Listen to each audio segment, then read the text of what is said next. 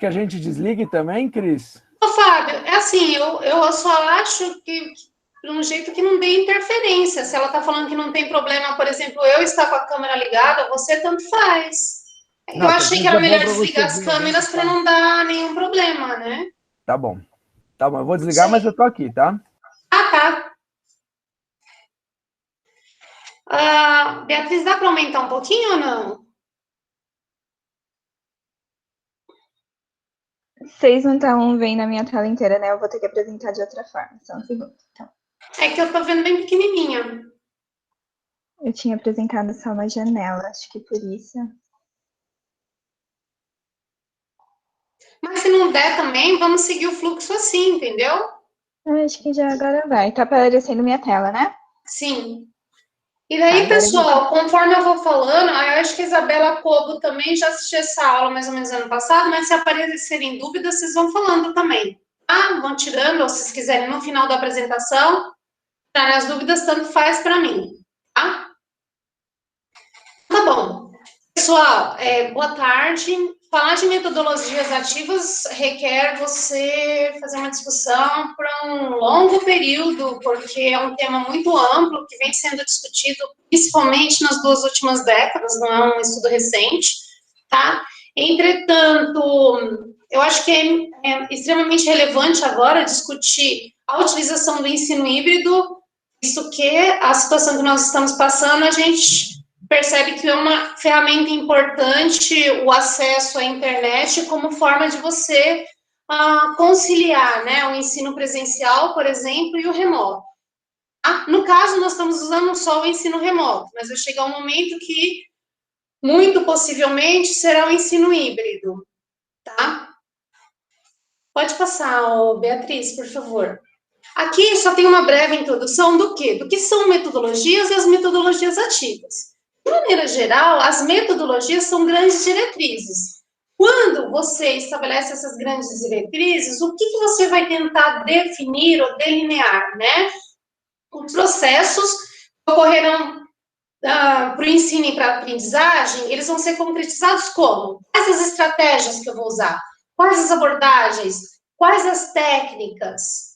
Como que eu vou conseguir diferenciar essas abordagens e essas técnicas? E como que eu vou conseguir depois ter a certeza que eu consegui passar o máximo de informação para os meus alunos e que todo esse conjunto de informações passado foi efetivamente assimilado pelo mesmo? Tá? Dentro desse conjunto de metodologias, existem as metodologias ativas.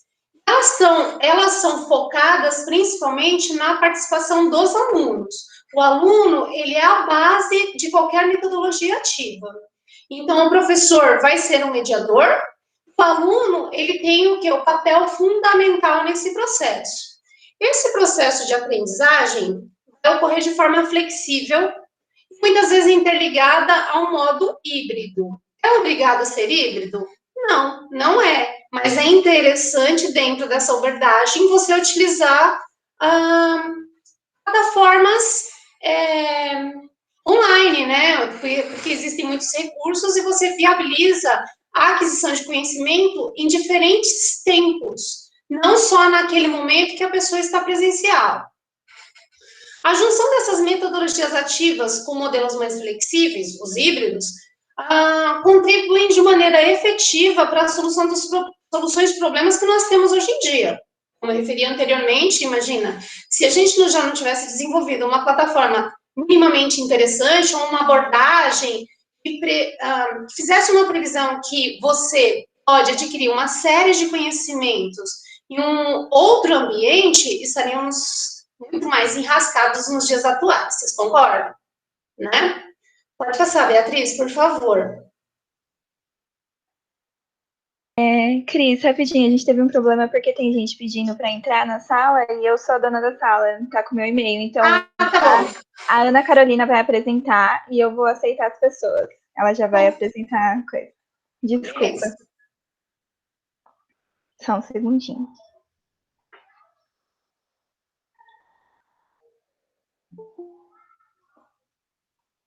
Que agora eu consigo aceitar todo mundo.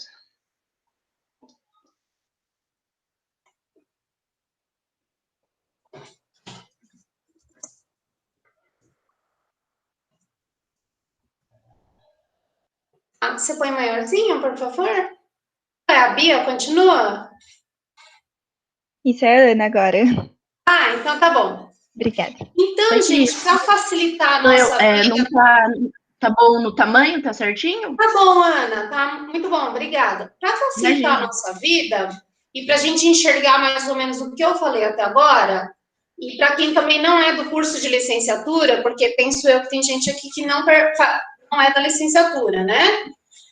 Nós temos um sistema educacional, ele tem um tipo de abordagem, um tipo de proposta, mas já muitas pessoas se debruçam a respeito das formas de como aquele conjunto de conteúdos formais devem ser transmitidos, né?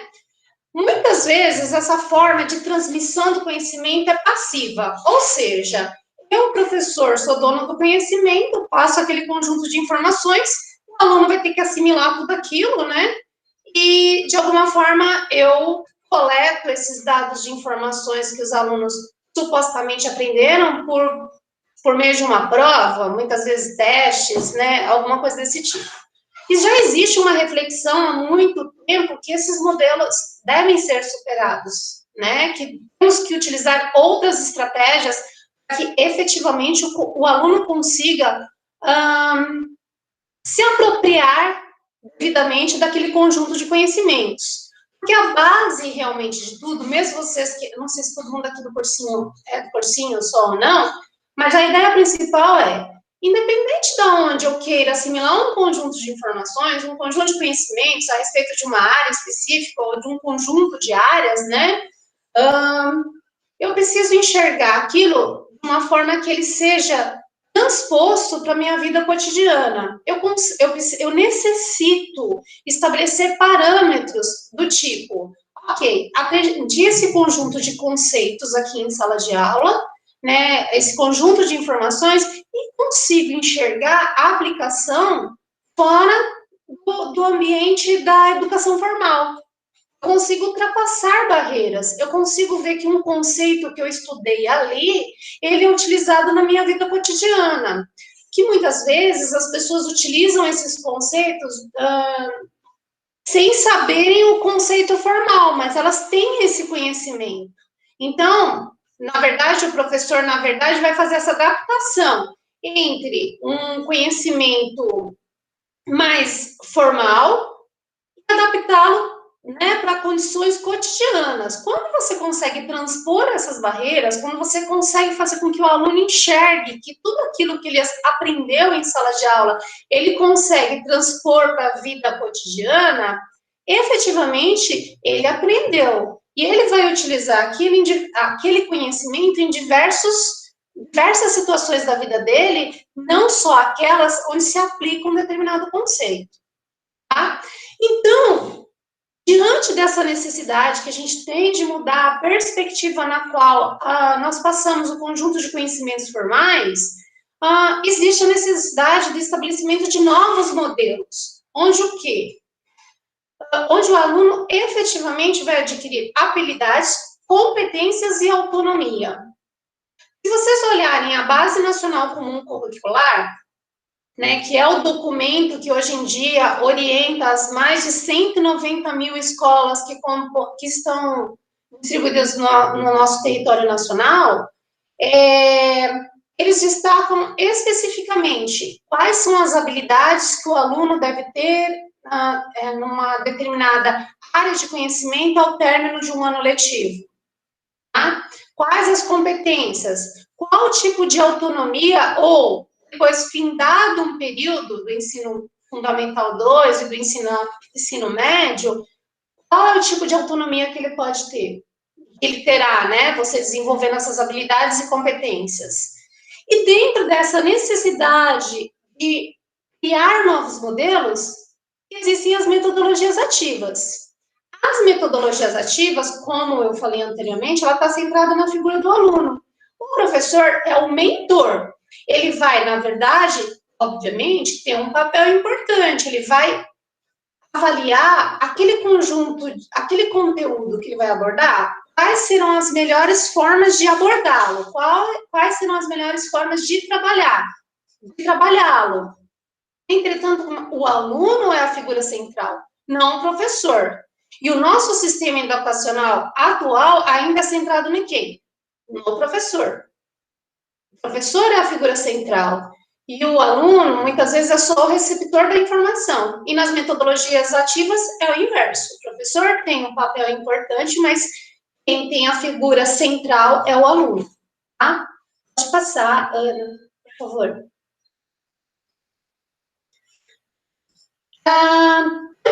Tendo em vista, né, a perspectiva do aluno, então, assim, se o aluno é a figura central, ele vai ter que ter uma participação ativa. Ele vai ter de ter o professor como facilitador, mediador desse processo de aquisição de conhecimentos. E também, né, a linguagem que vai ser utilizada, adaptada para o aluno, ela tem que ser condizente, muitas vezes, à realidade na qual ele se encontra.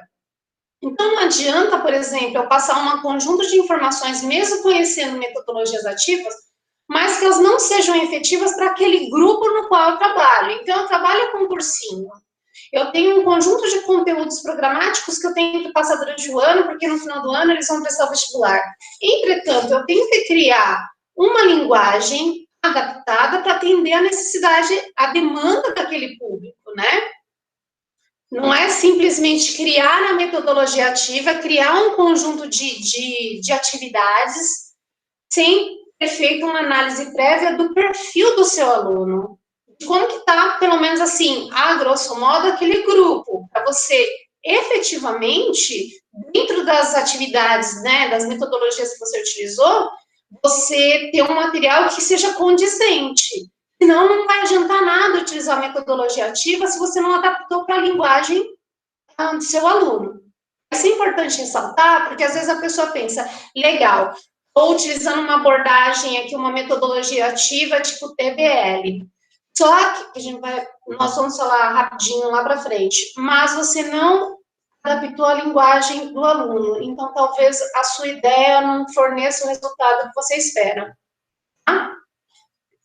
Nessa apresentação, que eu vou pedir para enviar para todos vocês também, tem algumas referências e tem alguns comentários. Agora a gente não tem tempo para isso, mas depois vocês deem uma olhada e qualquer coisa vocês me enviem e-mail se tiverem dúvidas, tá? Pode passar, Ana, por favor.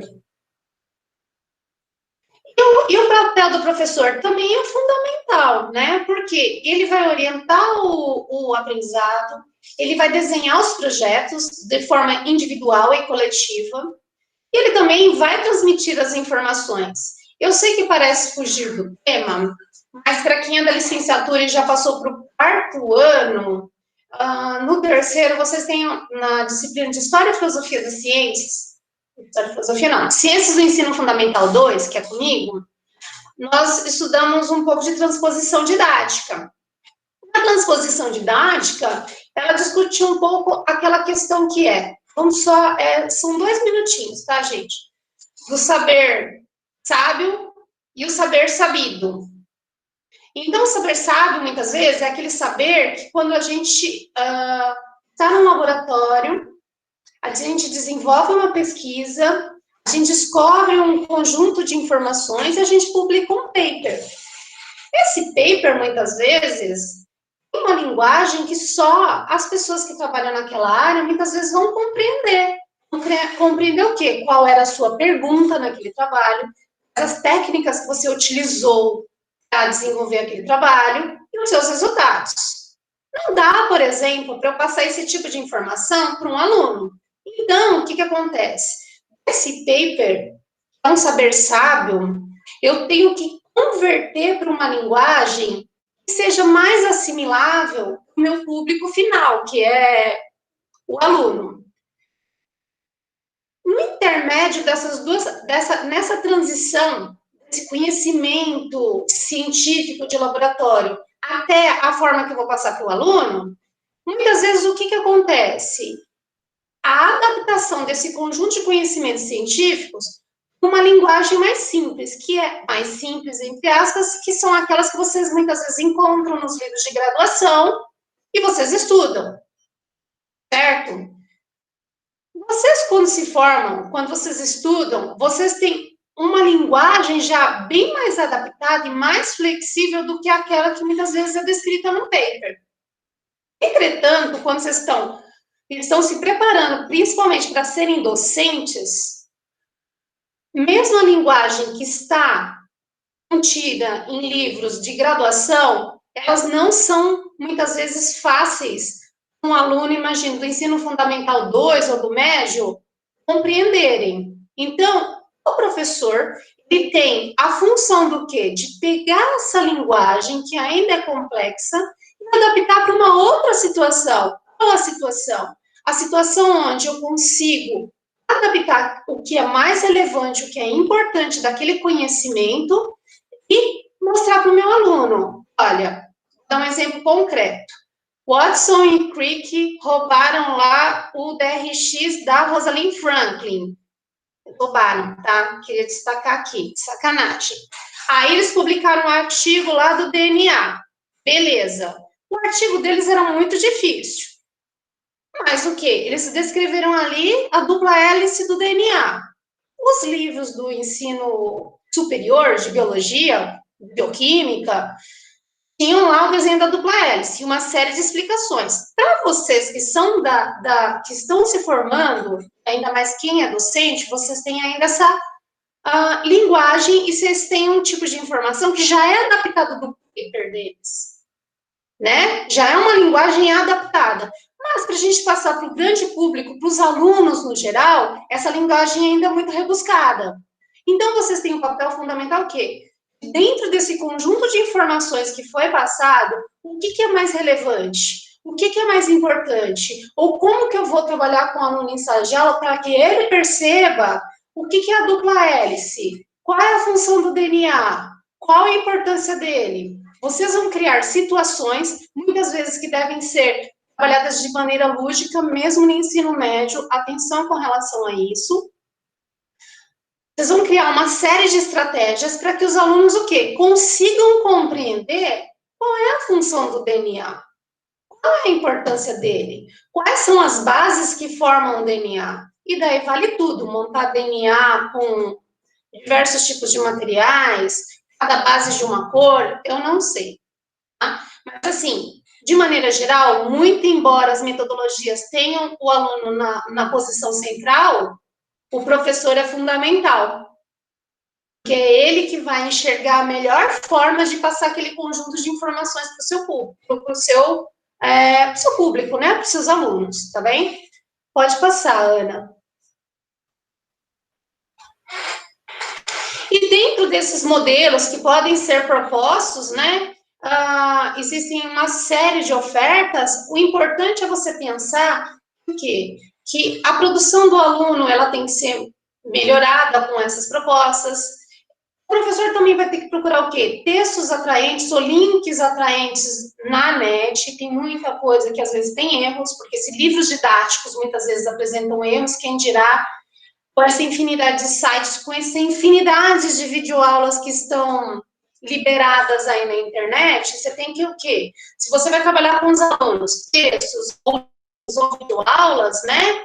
Você tem que analisar todo aquele material para efetivamente verificar se elas são relevantes, se estão bem estruturadas para você utilizar como um recurso didático, tá? Vocês também vão ter que gerar discussões a respeito daquele conjunto de conteúdos que são trabalhados ali. Vocês também podem propor vídeos, criação de vídeos, ou podcasts, ou quizzes e etc. As ferramentas são múltiplas. E quando você tem ainda acesso à internet, a N plataformas, isso daí se multiplica, né? O número de opções, de oportunidades. Tá? Pode passar, Ana. Ana. Socorro. E aqui tem alguns exemplos de atividades. Então, o que normalmente o pessoal da licenciatura tem bastante experiência são com os TBLs. Eu não sei o pessoal do bacharelado. Os TBLs, o TBL pode ter algumas adaptações, mas basicamente ele é dividido em 3 fases. Então, você, num primeiro momento, apresenta um conteúdo para os alunos, né, que eles vão ter de estudar previamente, né, e esse apresentar para o aluno um conjunto de conteúdos antes da aula e ele tem que estudar, é como se fosse quase uma sala de aula invertida. É quando o aluno estuda a matéria primeiro e depois, em sala de aula, o professor dá continuidade, tá? Então, o TBL, você apresenta o conteúdo, fala, pessoal, vocês vão estudar o conteúdo correlacionado à genética. Assim que o pessoal vem para a aula, vocês já criaram uma atividade. Pode ser um quiz, pode ser um jogo, pode ser um Google Forms, mas mas você vai coletar aquele conjunto de informações que os alunos sabiam a respeito daquele aluno só lendo o texto. E daí esse feedback, ele é imediato. Você já consegue perceber o perfil da sala, o quanto que eles assimilaram de conhecimento, só efetuando a leitura, aquele conjunto de documentos. E, na sequência, são realizadas um conjunto de tarefas em grupo. Para o quê? Esse conjunto de tarefas realizadas em grupo são para tentar consolidar efetivamente os conteúdos que são trabalhados. Tá? Segunda coisa, uma derivação do TBL é o TBA. E qual é a grande diferença? É que você oferta um conjunto de atividades diversificadas e todas elas são trabalhadas de maneira colaborativa. Tá? E o feedback é constante. Eu gosto desse porque, assim, dentro da minha visão, muito embora vocês estejam preparando os alunos para uma avaliação em larga escala, né, e o que conta ali muitas vezes é que o aluno acerte o máximo de questões possíveis, eu acho que, dependendo de como você conduz dentro da sala as atividades de forma colaborativa, um aluno acaba ensinando o outro. A gente tem um papel importante, mas os alunos também se ajudam bastante, tiram as dúvidas, tá? Pode mudar, Ana. E daí tem outras derivações também do TBL, que é o primeiro, a aprendizagem baseada em projetos, o nome já diz. Não sei se casa, por exemplo, para a proposta do cursinho, não há tempo, muitas vezes, para efetivamente desenvolver um trabalho assim, mas é interessante, por exemplo, quando a pessoa dando aula sem ter aquela obrigatoriedade de, no final do ano, ter que passar, seus alunos terem que passar por um processo desse tipo, que é o vestibular, o Enem, etc. Tá? O modelo das estações laboratoriais rotacionais é extremamente interessante. Infelizmente, eu acho que a gente sabe que a gente não tem espaço lá no CLP para fazer isso, mas basicamente, dentro da sala de aula, existem conjuntos de atividades correlacionadas ao mesmo tempo e os alunos vão circulando nessas mesas, são estações que eles chamam, né? Onde os alunos vivenciam uma situação, discutem a respeito dessa e mudam para uma outra estação. Discutem mais um conjunto de assuntos correlacionados àquela dinâmica, àquele conteúdo e passam para outras estações. E assim sucessivamente. Esse é bem interessante, mas acho que na sala de aula lá do cursinho mesmo, propor uma atividade desse tipo, uma coisa específica, é interessante, mas fazer de forma contínua vai demandar muito trabalho por causa do espaço e da organização das pessoas, tá? A sala de aula invertida eu já havia dito para vocês, tá? Ela é útil e muitas vezes ela, vou colocar entre aspas, obriga o aluno a efetuar uma leitura prévia daquilo que vai ser discutido em sala de aula. Obviamente que, dependendo da disciplina, né, uma série de informações ali que ele não teve contato ainda. Então, vai ser difícil, mas pelo menos ele já tem uma noção geral do que vai ser abordado dentro daquele conjunto de conteúdos. Então, é importante utilizar essa abordagem, porque o aluno, ele tem que também perceber quanto mais ele se prepare para a aula, ele tenha um conhecimento prévio, um contato prévio com aquele conjunto de conteúdos, mais fácil será depois para ele assimilar um maior número de informações. Tá? Pode passar, Ana. Por favor. O modelo Flex, também, esses são os mais reportados na internet, tá? Das metodologias ativas. A aprendizagem é para o meio online, que é, na verdade, que vocês confundem e dizem que é o EAD.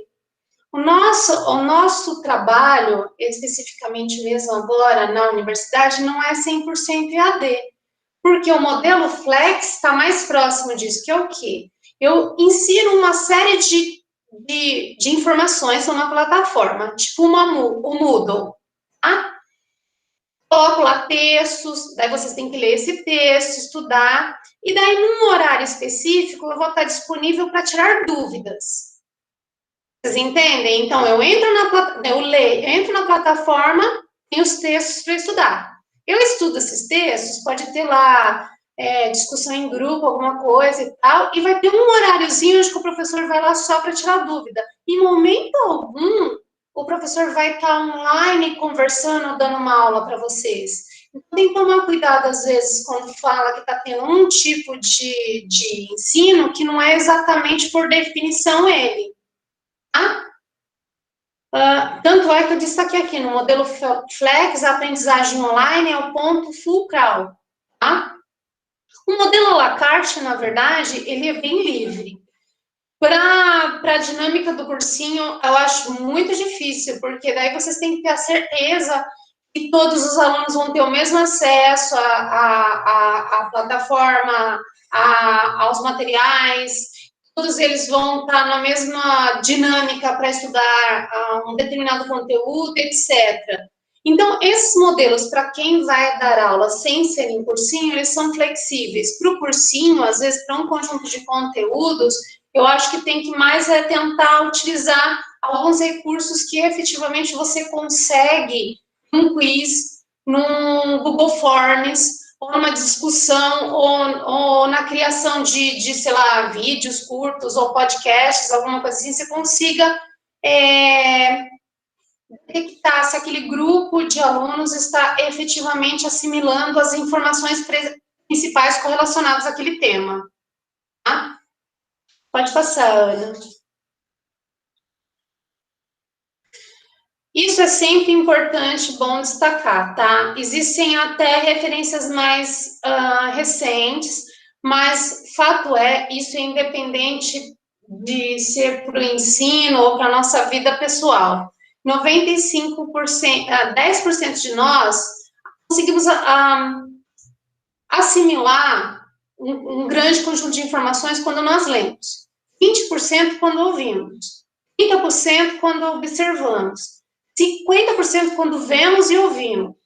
E daí vocês estão vendo, está descendo, né? 70% quando discutimos com os outros. Olha quanto que interfere essa socialização, né? Essas conversas, essas dinâmicas no processo de aprendizagem.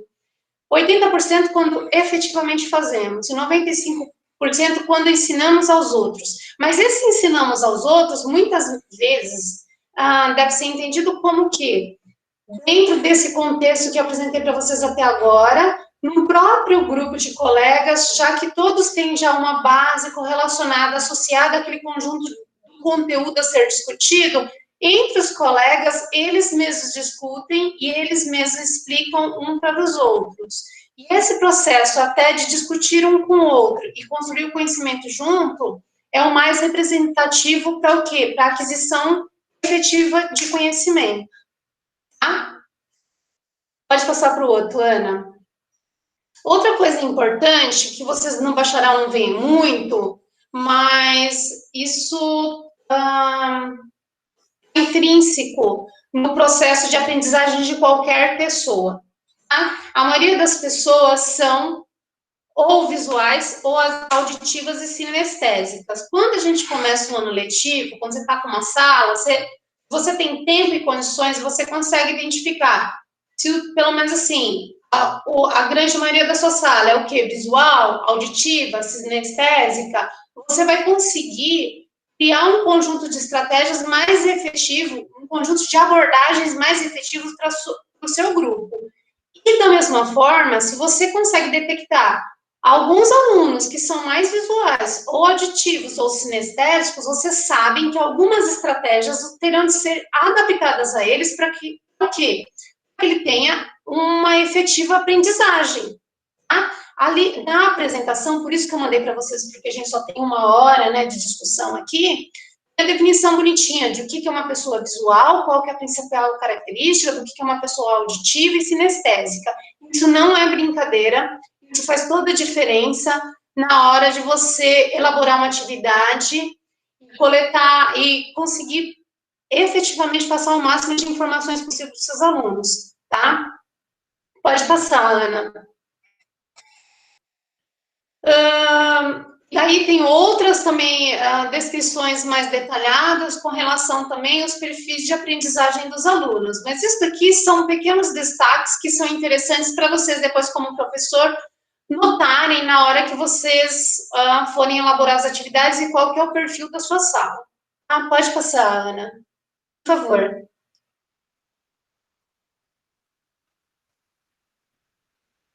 Esperando.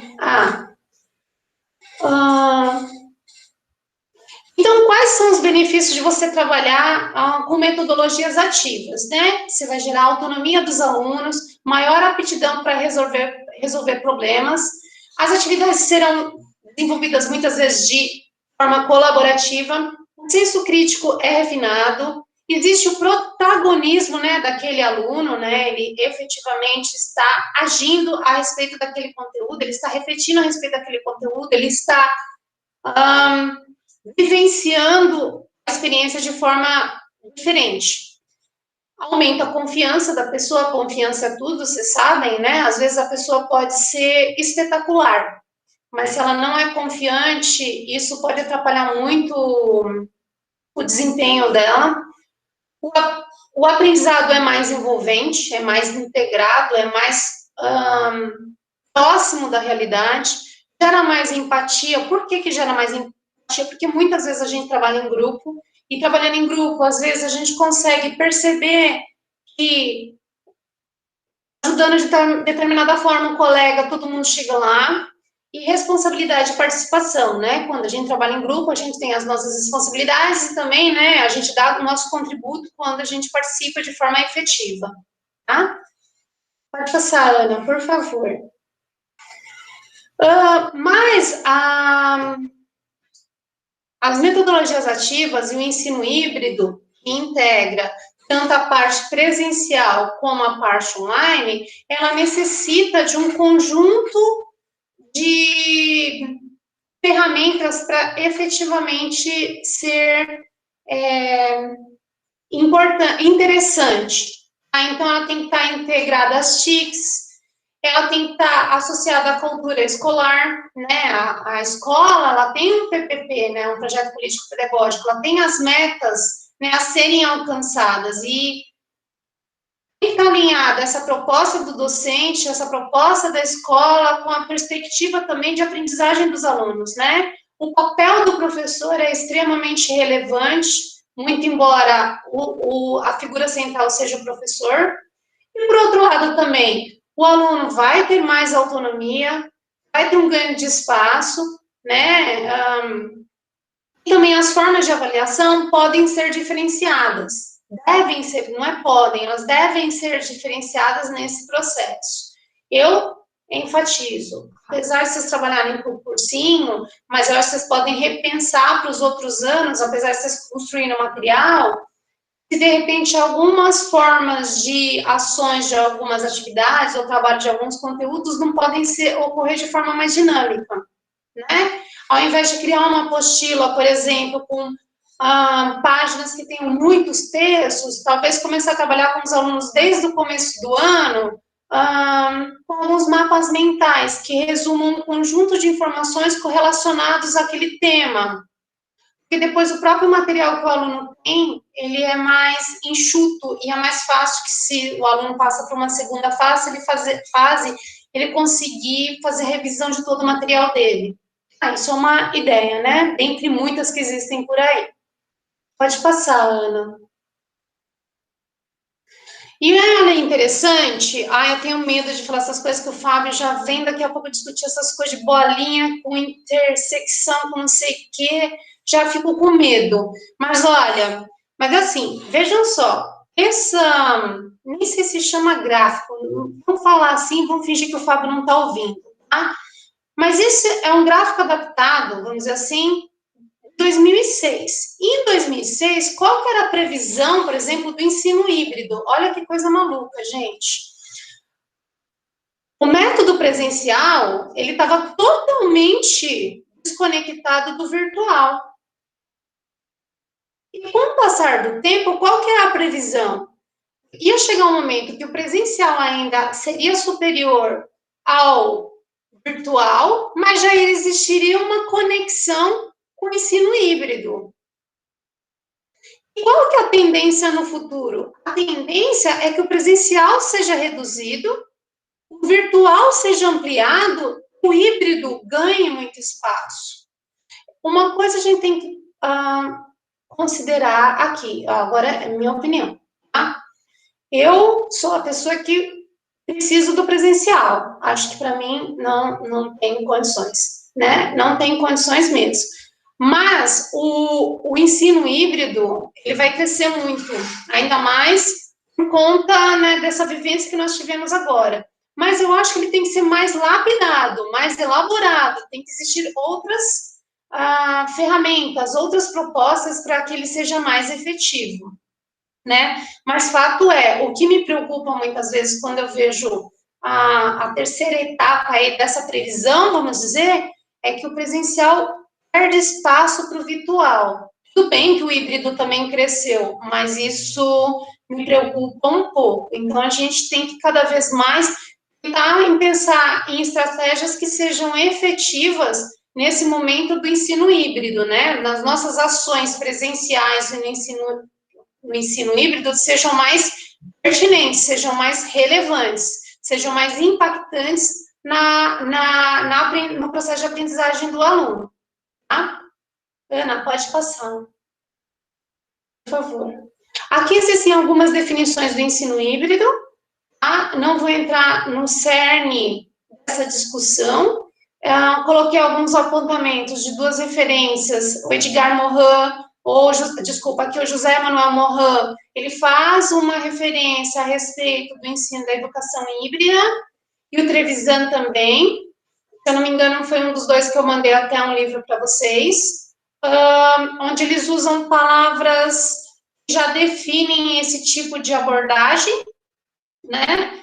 Então, o que precisa agora, né, na verdade, dentro do contexto que vocês têm do cursinho, é repensar quais as estratégias serão efetivas para a necessidade de vocês, porque talvez existam diversas metodologias ativas, mas quais efetivamente serão pertinentes no cursinho? Vocês ampliarem o conhecimento dos alunos, essa transmissão, não gosto da palavra transmissão, né? Essa construção do conhecimento junto com os alunos. Tá? Pode passar, Ana? Por favor. No Brasil, em vista de outros países, eu vou resumir o que está aqui, tá? Nós estamos muito atrás ainda de trabalhos correlacionados a ensino híbrido. Existem até referências, eu fiz questão de procurar uma referência atual. Nós fomos forçados nesse momento, né, da pandemia, a adaptar a situação do ensino híbrido, ou, né, em alguns casos, principalmente quando a gente fala de escolas particulares se adaptaram, entre aspas, o modelo híbrido, mas nós estamos muito aquém ainda da realidade de outros países que já vêm trabalhando essa abordagem há muito tempo. Entretanto, eu acho que é sempre importante tomar cuidado com relação a isso, porque, infelizmente, educação se mistura com política aqui. E a leitura que nós vamos ter ao final dessa pandemia é que viram como é espetacular o ensino à distância? Viram como funciona super bem trabalhar mesmo via internet? e muitas pessoas vão comprar essa ideia, e muitos cursos vão ser vendidos com ensino à distância, que é aquele flex que eu falei, né? E não é verdade, gente. Não é verdade isso. Então, assim, o Brasil está bem distante da realidade de outros países que trabalham a abordagem do ensino híbrido. Nós precisamos melhorar muito, mas a gente não pode ter uma relação de rejeição com essa proposta, porque como vocês viram lá no gráfico, é uma tendência, a gente não vai conseguir ficar fora disso, mas a gente tem que ter qualidade, e a gente tem que ter uma visão do que é mais relevante para aquela situação na qual a gente se encontra. Então, do cursinho é uma realidade, né? O pessoal da universidade lá, para a minha disciplina, é outra. Ensino Fundamental 2, talvez sejam outras abordagens. Por quê? Porque quando eu mexo com ensino fundamental 2 e ensino médio, a gente ainda está naquela fase de desenvolvimento mesmo do indivíduo, né? Existem competências que eles não têm ainda, né? Não têm maturidade.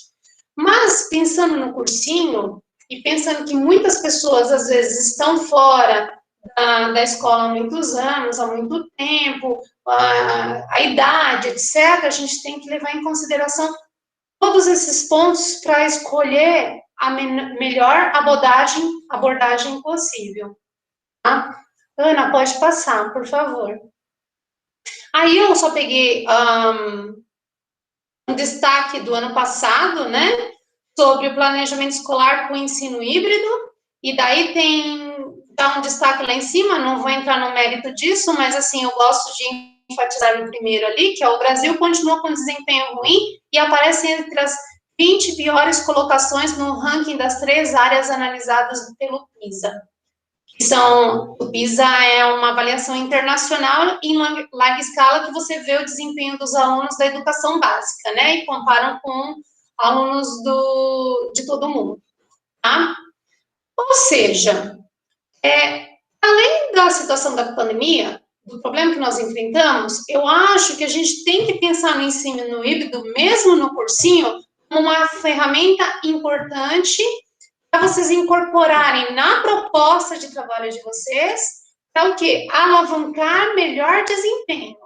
Mas isso está atrelado também a acesso à internet e outros fatores que nós já sabemos. Eu só estou aqui destacando que é uma ferramenta importante. Os entraves que existem no processo é uma questão para discutirmos em outro momento. Tá? Pode passar, Ana. Por favor. Dentro da BNCC, quando a gente fala de ensino híbrido e etc., então existem algumas competências que estão mais atreladas ao ensino híbrido, ou que existem proposições para se trabalhar fazendo de forma híbrida. Então, eu demarquei as 2 competências, se alguém tiver interesse, vá na BNCC, que tem a descrição mais detalhada, tá? Para quem não é da licenciatura e não conhece, a BNCC é a Base Nacional Comum Curricular. Ela que orienta todas as escolas do nosso, como chama? Território.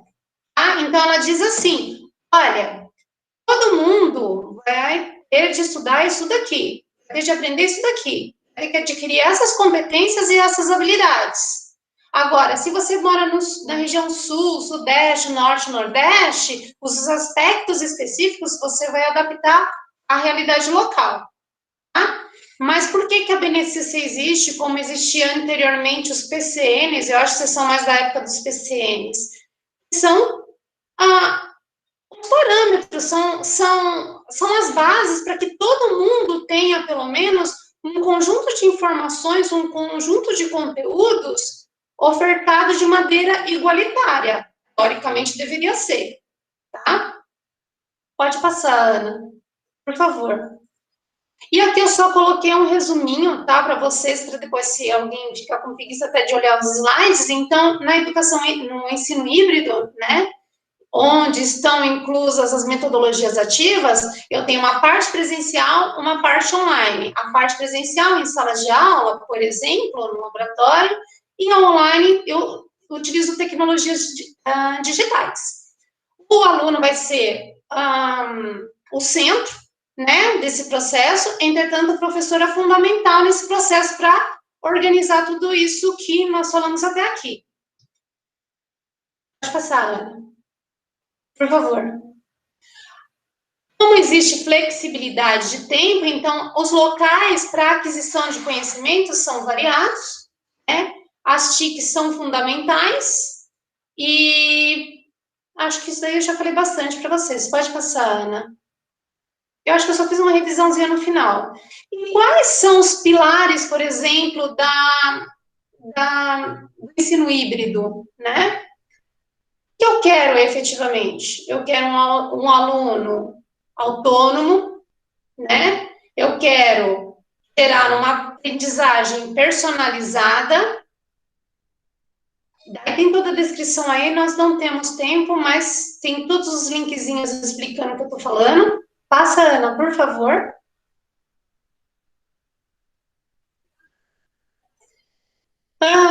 O domínio vai ser gradativo do conhecimento e a melhoria vai ser contínua, né, de forma autônoma.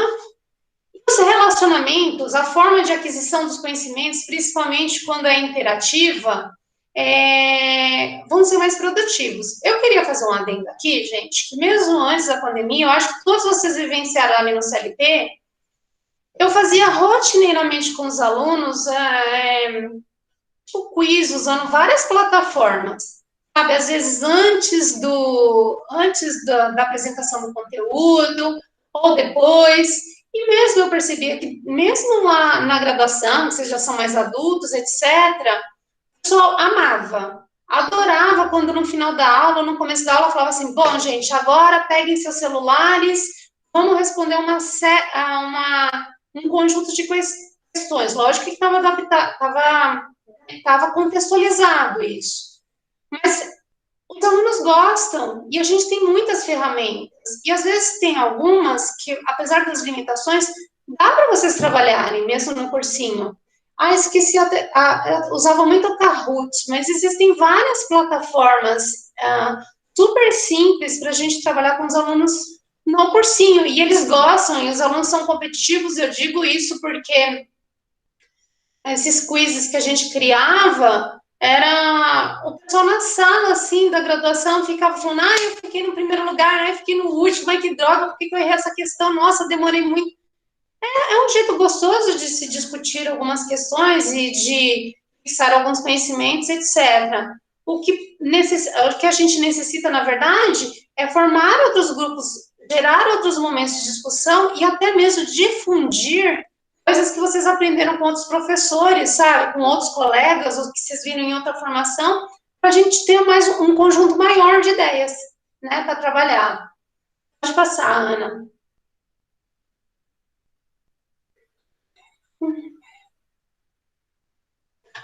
E eu coloquei aqui, já é tipo uma colinha para vocês. Então, aquelas metodologias que eu falei são as mais recorrentes, mas existem outras propostas, metodologias ativas que podem ser inseridas para que você consiga trabalhar o conhecimento com os alunos, tá? Então, tem várias aí, mas como eu ressaltei, depende de um conjunto de fatores, a realidade do grupo que eles trabalham, o perfil dos alunos, acesso à internet quando for ensino híbrido, tá? Mas tem aí uma série de ideias aí. Eu queria só destacar uma coisa, eu gosto de trabalhar muito com os alunos, isso eu acho que ajudaria muito no cursinho, que são os estudos de caso. Quem é meu aluno já fica de saco cheio, porque sempre eu peço um estudo de caso de qualquer coisa, e chega um ponto que eu falo para os alunos fazerem estudo de caso. O estudo de caso, eu não sei se você sabe, ele é comum para quem é da área de medicina, né? Então, aparece, para quem já viu Dr. House, é mais ou menos aquilo, né? Aparece uma situação, a pessoa tem um determinado problema, e você tem que descobrir qual que é a doença, por exemplo, qual que é o problema ali. Mas o estudo de caso pode ser associado só para doenças? Não, você pode adaptar para qualquer área de conhecimento, tá? Então, num primeiro momento, vocês podem trabalhar, sei lá, vou dar um exemplo bem simples que a gente trabalha bastante na última disciplina que eu dou. Tem uma série de doenças geradas por micro-organismos, né? Pode ser fungos, bactérias, protozoários, etc. E daí eu seleciono um micro-organismo para cada grupo, ninguém pode contar para ninguém, e eles têm que fazer um estudo de caso, fazendo uma narrativa, e os outros grupos depois têm que descobrir qual que é a doença e qual que é o micro-organismo que cheirou aquilo. É muito mais legal, por exemplo, do que você, às vezes, ficar dias e dias e dias passando, ou numa disciplina de biologia, você passar uma tabela enorme com várias doenças que, por exemplo, os micro-organismos podem gerar. Ao invés de você passar a tabela, você pode passar a tabela, mas fazer uma dinâmica em sala de aula de estudos de caso. Sabe, com vários, você cria o estudo de caso, que não há tempo deles criarem, né, talvez, e eles têm que descobrir doenças. Olhando essas tabelas, onde tem as doenças mais comuns que aparecem lá no vestibular e etc. Tá? O estudo de caso é bem legal, vale a pena trabalhar em qualquer disciplina. Portfólio, eu queria falar para vocês que uma turma lá do CLP quase quis me matar num semestre quando eu inventei o portfólio. Mas, no final das contas, eles gostaram. E tem gente que está aplicando com os alunos agora, mas para o cursinho não funciona. Se vocês forem utilizar em uma outra abordagem, vocês forem trabalhar numa escola e forem professores mesmo da turma, o portfólio é um excelente recurso que você consegue ensinar ao aluno uma série de coisas para além do conteúdo programático, porque ele vai fazer um registro semanal de tudo aquilo que foi trabalhado na aula. E a forma que ele vai registrar é ele quem decide. Ele só tem que colocar ali, de alguma forma, expresso aquele conjunto de informações que ele adquiriu naquela aula. E quando você dá a liberdade para o aluno colocar, registrar da forma que ele acha mais interessante, existem trabalhos lindíssimos.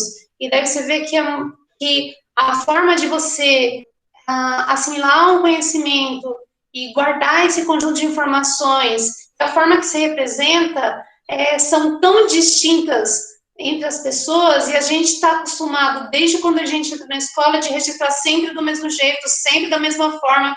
Se a gente não faz uma coisa, já está errado, não pode, a gente tem que seguir o modelo. É libertador o portfólio, quando o professor dá a liberdade de você mostrar aquilo que você conheceu, que você aprendeu, de forma livre. Mas isso funciona quando não há uma cobrança no final do ano do tipo um vestibular. Tá? Pode passar, Ana, por favor. Aí é só uma colinha mesmo da função do professor antes da aula, durante a aula e depois da aula. Se vocês olharem o resuminho do desenho que escreveu lá em cima, o professor é fundamental em todas as etapas. Antes da aula, durante a aula e depois da aula. Ou seja, apesar do aluno ser a figura central, o professor é fundamental em todas as etapas. Ele vai escolher as estratégias, ele vai mediar o que vai acontecer nessas atividades, sejam individuais ou em grupo, e depois ele vai fazer as intervenções que sejam necessárias. Vai escolher o melhor tipo de avaliação, vai fazer as intervenções necessárias, vai revisar todo aquele conjunto de conteúdos, vamos imaginar.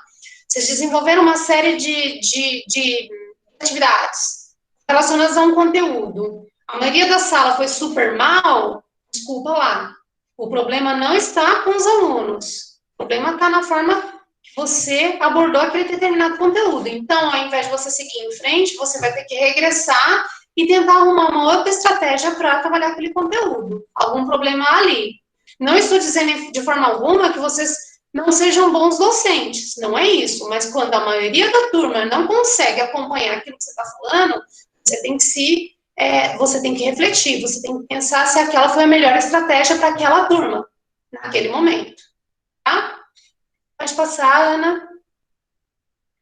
E aí é só um esqueminha também, da aprendizagem centrada no aluno, eu falei em todos os tópicos, mas eu gosto de colocar sempre um resuminho no final da apresentação, que fica mais fácil depois, se vocês estão com pressa, darem uma olhada do que vocês precisam efetivamente saber. Ana, pode passar.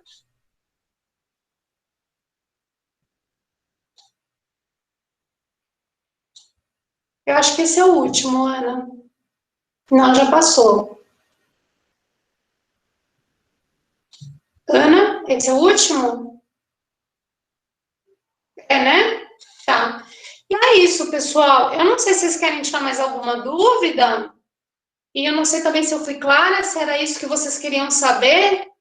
Mas a gente pode marcar num outro momento, lá dentro disso que eu passei para vocês de informações, vocês darem uma olhada e falarem, Cris, a gente queria focar mais nisso. De repente, eu preparo uma apresentação e a gente discute assim no segundo momento. Se vocês quiserem, tá?